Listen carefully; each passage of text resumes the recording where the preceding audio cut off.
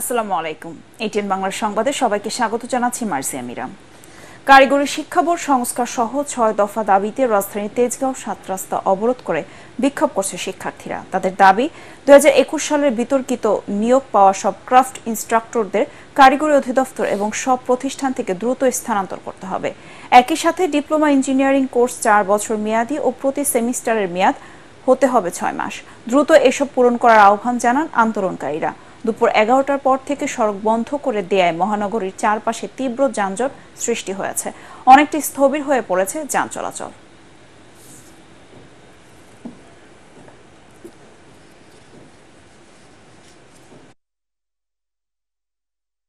সহকারী প্রকৌশলী পদ ১০ম গ্রেড ডিপ্লোমা ইঞ্জিনিয়ার ব্যতীত অন্য কেউ আবেদন করতে পারবেন না। এই কারিগরি সেক্টরে যে বৈষম্যগুলো আছে, কারিগরি সেক্টরে যে ত্রুটিগুলো আছে, যে কারণে বাংলাদেশের কারিগরি সেক্টর উন্নত শিখরে যেতে পারছে না। এই মুহূর্তে তেজগাঁও শাসত্র মোড়ে আছেন আমাদের সহকর্মী মনির হোসেন। তবু সবশেষ জানতে চলে যাচ্ছি তার কাছে। তবু শিক্ষার্থীরা কি এখনো অবরোধ করে রেখেছেন এবং রাজধানীর যানজটের কি অবস্থা আমাদের জানাবেন।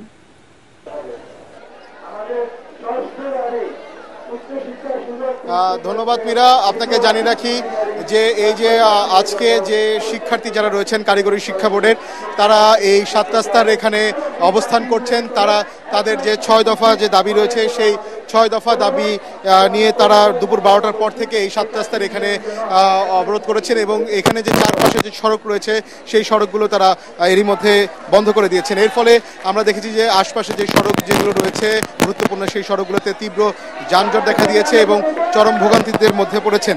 তবে শিক্ষার্থীরা যেটি আমাদেরকে জানাচ্ছেন যে তাদের যে ৬ দফা দাবি রয়েছে সেই ৬ দফা দাবি আদায় না করা পর্যন্ত তারা এই সড়কে অবস্থান করবেন এবং এখন পর্যন্ত তারা যেটি বলছেন যে কারিগরি শিক্ষা বোর্ডের পক্ষ থেকে এখন পর্যন্ত কেউ তাদেরকে কোনো ধরনের আশ্বাস বা তাদের সাথে আলোচনার বসার জন্য কেউ এখন পর্যন্ত তাদের সাথে যোগাযোগ করেনি। তবে তারা বারবার একটি কথা বলছেন যে তাদের দাবি পূরণ না হওয়া পর্যন্ত তারা এই সড়কে অবস্থান করবেন এবং তারা যেটি বারবার বলছেন যে এই কারিগরি শিক্ষা বোর্ডে যে বৈষম্যগুলো রয়েছে সেই বৈষম্যগুলো দূর করতে হবে এবং একই সাথে উপসহকারী প্রকৌশলীর পদে যাতে কোনো ডিপ্লোমা ইঞ্জিনিয়ার ব্যতীত কেউ যাতে আবেদন করতে না পারে সেই বিষয়গুলো তারা বলছেন। একই সাথে তাদের যে ৪ বছর মেয়াদী যে শিক্ষা কার্যক্রম রয়েছে সেটি পুনর্বহালের দাবি জানাচ্ছেন।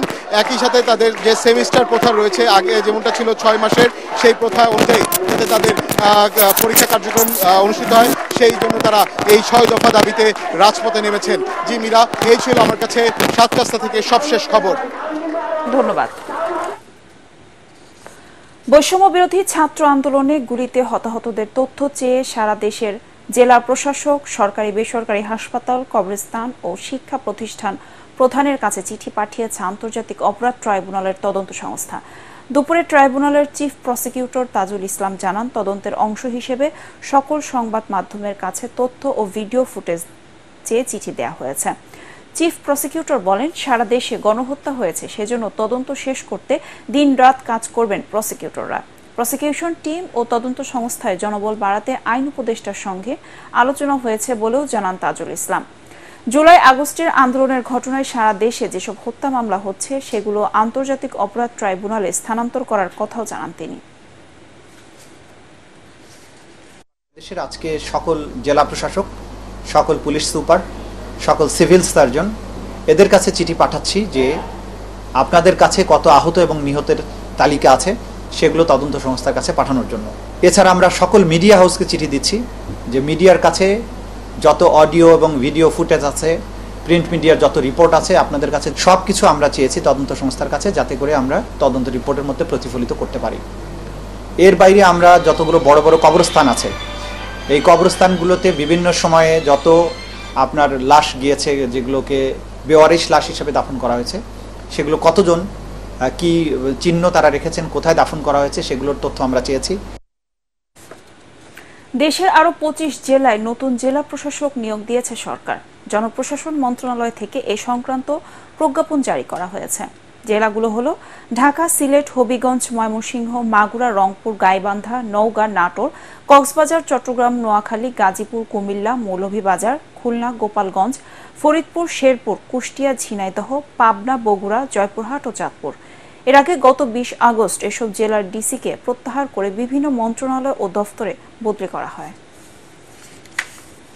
ঘুষ দুর্নীতি বন্ধের মাধ্যমে কারাগারের বেশিরভাগ সমস্যার সমাধান সম্ভব বলে মন্তব্য করেছেন স্বরাষ্ট্র উপদেষ্টা অবসরপ্রাপ্ত লেফটেন্যান্ট জেনারেল জাহাঙ্গীর আলম চৌধুরী। রাজধানীর বকশীবাজারে কারা অধিদপ্তরে কারা কর্মকর্তাদের সঙ্গে মতবিনিময় সভায় তিনি কথা বলেন। স্বরাষ্ট্র উপদেষ্টা বলেন, বৈষম্য বিরোধী ছাত্র আন্দোলন শুধু কোটার জন্য হয়নি, এর পেছনে মূল কারণ হিসেবে কাজ করেছে ঘুষ দুর্নীতি ও দ্রব্যমূল্যের ঊর্ধ্বগতি। কারাগারকে সংশোধনাগার হিসেবে গড়ে তোলার আহ্বান জানিয়ে জাহাঙ্গীর আলম চৌধুরী বলেন, কারারক্ষী ও কয়েদিদের খাবারের মান উন্নত করতে হবে, প্রশিক্ষণের মাধ্যমে বন্দীদের দক্ষতা বাড়াতে হবে। এ সময় কারা কর্মচারীদের শৃঙ্খলা এবং কল্যাণ নিশ্চিত করতে সংশ্লিষ্টদের প্রয়োজনীয় নির্দেশনা দেন স্বরাষ্ট্র উপদেষ্টা। কারারক্ষীরা তাদের যে সমস্যার কথা বলে, তাদের একটা বড় সমস্যা তাদের খাওয়ার মান ঠিক নেই। এটার ভিতরে একটা বড় ধরনের ঝামেলা আছে। এটার ভিতরে আপনারা যারা যারা ইনভলভ আছেন তারা সাবধান হয়ে যান, কোনো ধরনের ছাড় দেওয়া হবে না। কারারক্ষীদেরও খাবারের মানের উন্নতি করতে হবে এবং যারা কয়েদি তাদেরও খাওয়ার মান উন্নতি করতে হবে। যেইভাবে হোক ঘুষ বন্ধ করতে হবে। ব্যাংক মালিকদের সংগঠন বিএবির সভাপতি হলেন ঢাকা ব্যাংকের চেয়ারম্যান আব্দুল হাই সরকার। এর মধ্য দিয়ে প্রায় 17 বছর পর নতুন নেতৃত্ব পেল বাংলাদেশ অ্যাসোসিয়েশন অব ব্যাংকস বিএবির পরিচালনা পর্ষদ। দুপুরে ন্যাশনাল ব্যাংকের চেয়ারম্যান আব্দুল আওয়াল মিন্টুর সভাপতিত্বে গুলশানে বিএবি কার্যালয়ে বিভিন্ন ব্যাংকের চেয়ারম্যানরা বৈঠকে বসেন।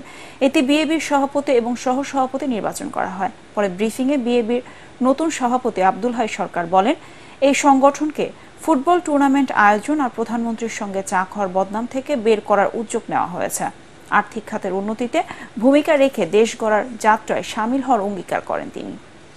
কিভাবে আমাদের ব্যাংকিং খাতকে শক্তিশালী করে দেশের অর্থনৈতিক প্রবৃদ্ধি এবং অর্থনৈতিক উন্নয়নে আমরা সহযোগিতা করতে পারি, সেদিকে যদি আমরা দৃষ্টি দিই তাহলে কিন্তু দেশের জন্য ভালো হবে, আমাদের ব্যাংকের জন্য ভালো হবে।